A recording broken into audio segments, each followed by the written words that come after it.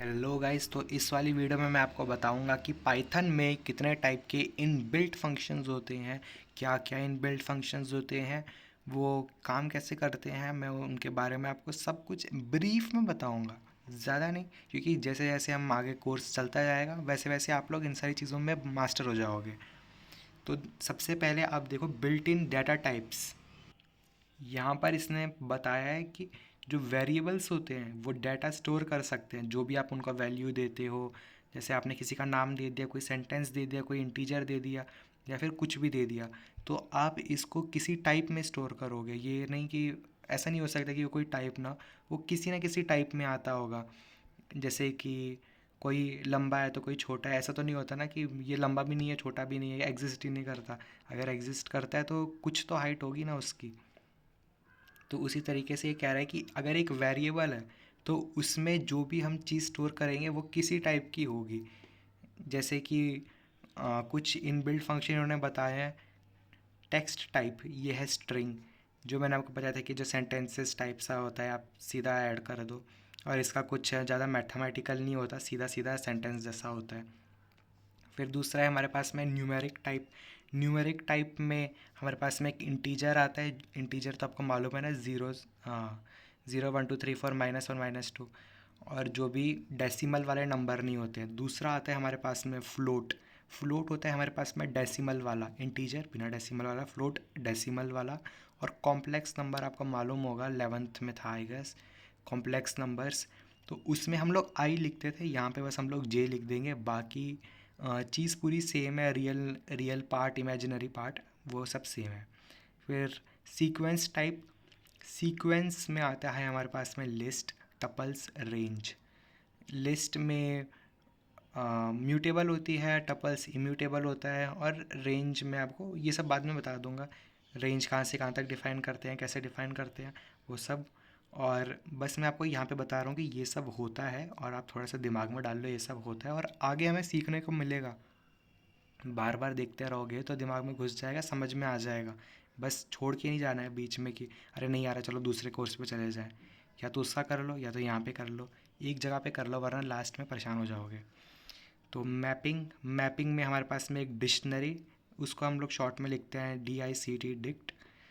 फिर एक होता है हमारे पास में सेट टाइप्स। सेट्स दो तरह की होते हैं, एक नॉर्मल सेट्स, एक फ्रोज़न सेट। फ्रोज़न से आपको क्या लगता है? जमा हुआ सेट, जो कि हिल नहीं सकता, जिसमें कुछ ऐड नहीं हो सकता, सब्ट्रैक्ट नहीं हो सकता, यानी इम्यूटेबल। एक चीज़ होती है म्यूटेबल, एक चीज़ होती है इम्यूटेबल। म्यूटेबल मतलब जो कि चीज़ बदली जा सकती है, और इम्यूटेबल जो कि चीज़ बदली नहीं जा सकती है। एक होता है बूलियन टाइप, इसको हम बूल करके लिखते हैं, ट्रू फॉल्स वैल्यू देता है। एक होता है बाइनरी टाइप, ये भी मैं आपको बाद में बता दूंगा। फिर यहाँ पे प्रिंट द डाटा टाइप, इस वेरिएबल का टाइप बताना है। मैंने आपको क्या बताया था ये, इसमें मैंने आपको, अगर आपने मेरे पहले दूसरे या तीसरे पार्ट करे होंगे तो मैंने उसमें आपको अच्छे तरीके से बताया था कि सिंगल अपॉस्ट्रॉफी में या डबल अपॉस्ट्रॉफी में अगर कुछ लिखोगे तो वो बन जाती है स्ट्रिंग, और अगर आप वो नहीं लगाते हो तो वो बन जाता है हमारे पास में इंटीजर। यहाँ पे इसके पास में डेसिमल तो है नहीं, अगर डेसिमल होता और ज़ीरो या फिर कुछ नंबर लिखा होता तब मैं बोल देता कि ये क्या होगा हमारे पास में, ये होगा हमारे पास में, बताओ, फ्लोट। और क्योंकि इसमें वो सब नहीं है तो ये है इंटीजर। और अगर इसमें अगर एक कॉम्प्लेक्स पार्ट दिया होता, ज़ीरो जे ही दिया होता, या मतलब कुछ जे में दिया हुआ होता, मैंने आपको बताया था कि उसमें आई होता है, और यहाँ पे पाइथन में हम आई को जे लिख देते हैं। मैथ्स में हम आई लिखते थे ना 11th क्लास में, इसमें हम जे लिख देते हैं बस। तो ये क्या हमारे पास में आ गया इंटीजर। आप कैसे पता कर सकते हो? आपको जो भी चाहिए, जैसे आपको एक्स का पता करना है तो फिर आप लिख दो टाइप, फिर पैरेंथेसिस में एक्स, जो भी चीज़ है। आप डायरेक्टली भी 5 लिख सकते थे, कोई दिक्कत वाली बात नहीं है। तो फिर वो आ जाता कि टाइप, और फिर आपने तो प्रिंट एक ही लाइन में लिख दिया कि प्रिंट क्या करूँ मैं, टाइप करूँ एक्स का, प्रिंट क्या करूँ, टाइप करूँ एक्स का।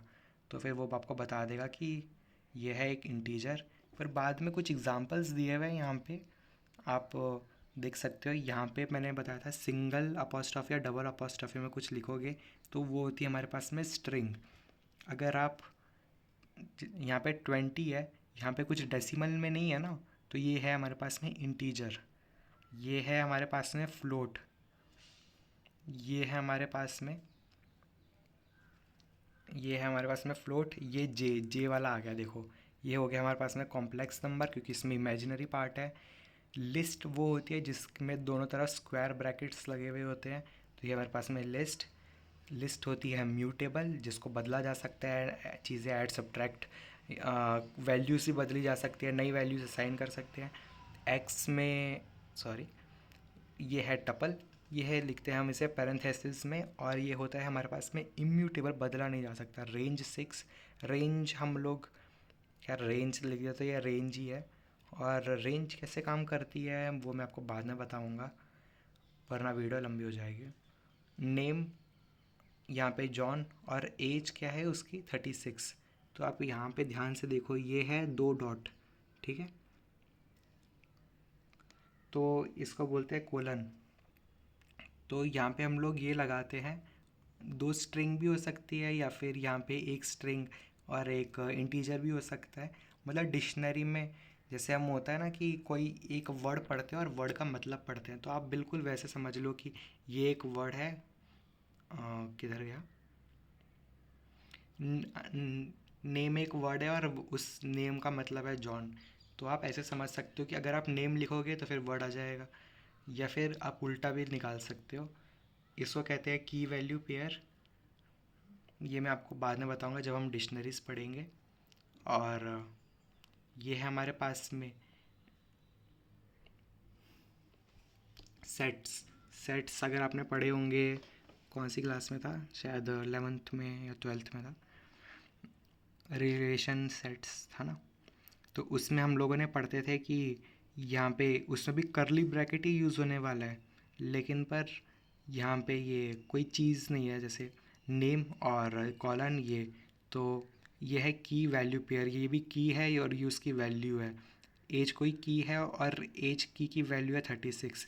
डिक्शनरी हम लोग इसलिए बनाते हैं जैसे कि आप ये समझो कि मेरी कंपनी में कुछ लोग काम करते हैं और उनका नाम और एज मेरे को निकालनी है, तो फिर मैं जल्दी जल्दी कर सकता हूँ, नाम कॉमा एज एक, और वहाँ पे लिख दूंगा जॉन 36।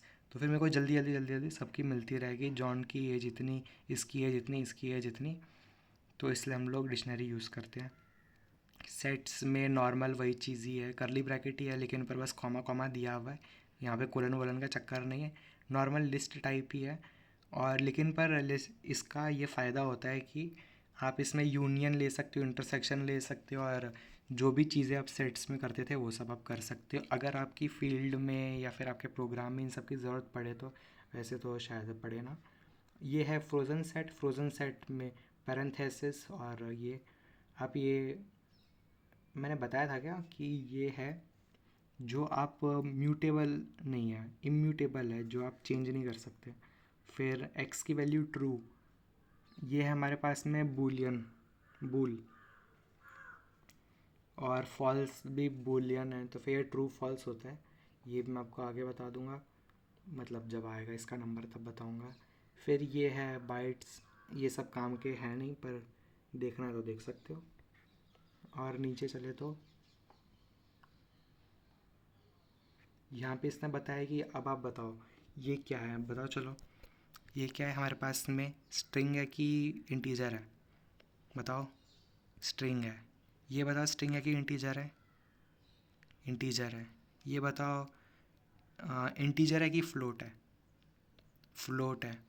ये बताओ कॉम्प्लेक्स नंबर है कि, आप समझ गए हो यार, फिर भी देखना है तो देख लो। यहाँ से यहाँ पे डिक्शनरी है, यहाँ पे डिक्ट, और यहाँ पे जॉन और एज लिखी हुई है। डिक्ट हम लोग डिक्शनरी के लिए यूज़ करते हैं, ये मत सोचना कि डिक्ट क्या है। यहाँ पे हम लोगों ने नेम लिख दिया और कॉमा डाल के सेपरेट करके उसकी एज लिख दी, तो फिर ये एक डिक्शनरी का की वैल्यू पेयर बन जाएगा। और सेट मैंने आपको समझा दिए थे, यहाँ पे बस ये आपको डाटा टाइप बताना है, ये बहुत सिंपल है। और बस इतना ही है आपके काम का। अब अगले पार्ट में मैं आपको बताता हूँ